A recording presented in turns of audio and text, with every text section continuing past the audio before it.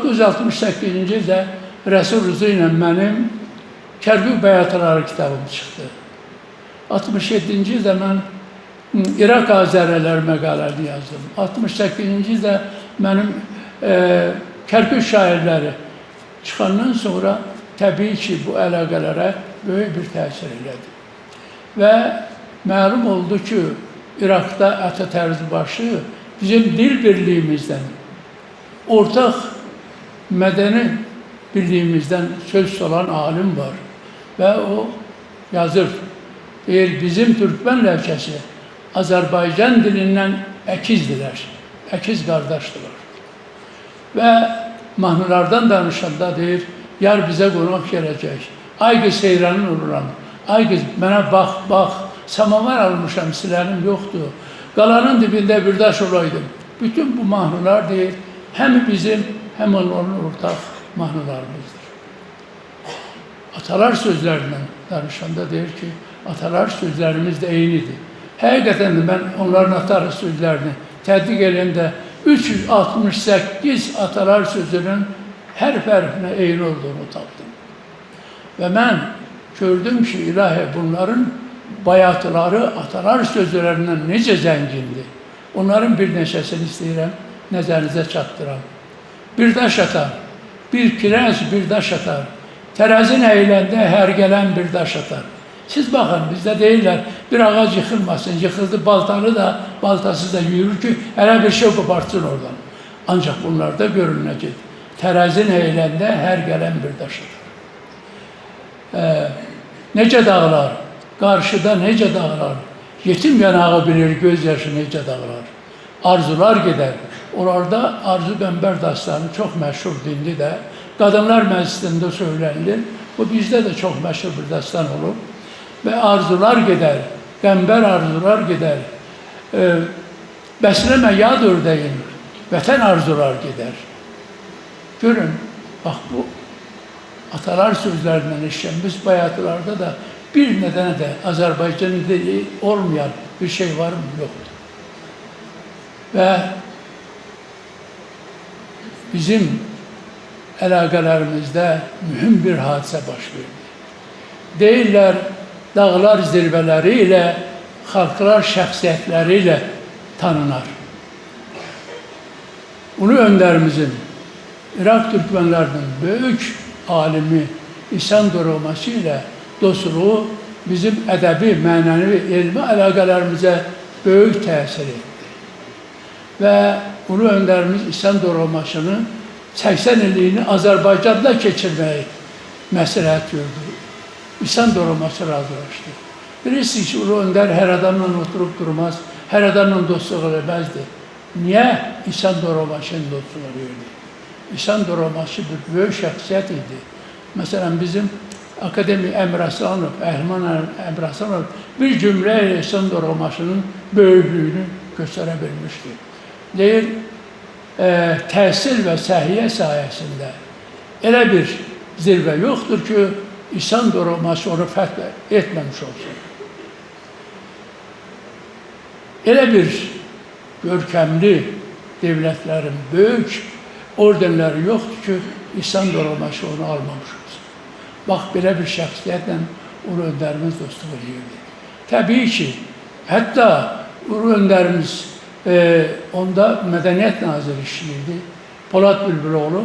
Polad Bülbüloğlu göndərdi ki, onları müşayiət eləsin Azərbaycana. İhsan Doromaçı böyük bir heyətlə gəldi. Özü, həyat yoldaşı Aysel xanım, oğlu Əli bəy, Profesör Əli Doromaçı və Türkiyədə əvvəllər işləmiş universitet rektorları və fəaliyyətdə olan universitet rektorların hamısını dəvət eləmişdi. Səhiyyə üzrə kim nazir işləmişdi, təhsil üzrə kim nazir işləmişdi, onların hamısını dəvət eləmişdi.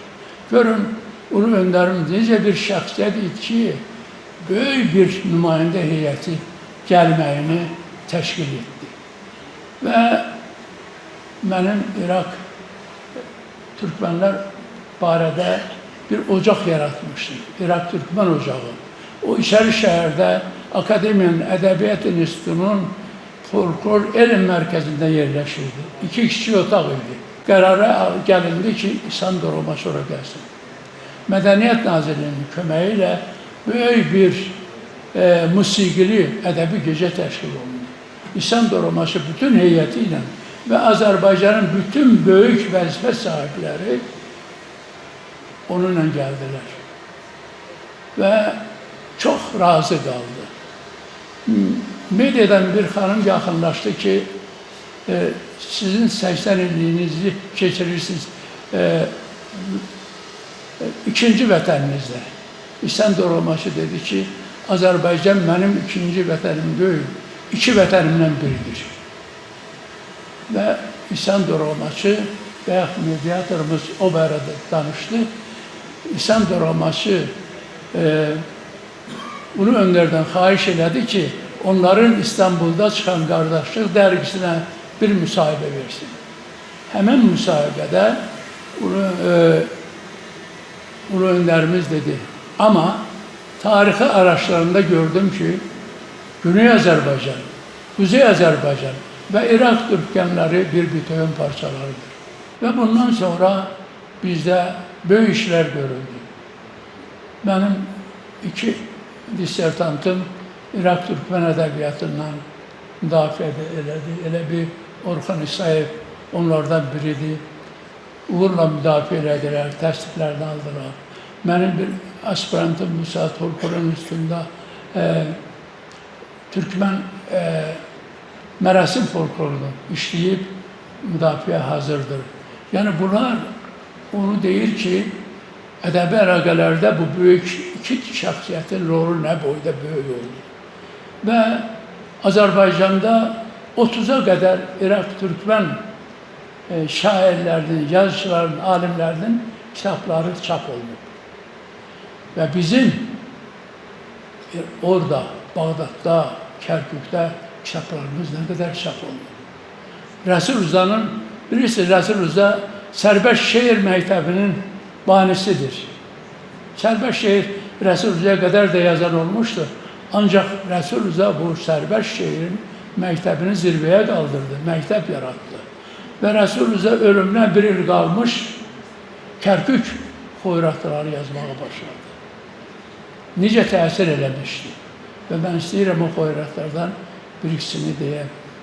Rəsul Rıza görün nə yazır. Kərkükün baş qalası, divarı daş qalası, ölü ana yanında tökür qan yaş balası.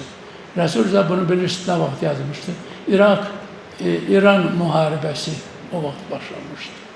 Mən 2017-ci ildən müşavirəm İraq Türkmen Ədəbiyyatı üzrə Yazıçılar Birliyində və bu saat İraq Türkmenlərindən 22 şair və yazıcı, ədəbiyyatçınas alim Azərbaycan Yazıçılar Birliyinin üzvüdür.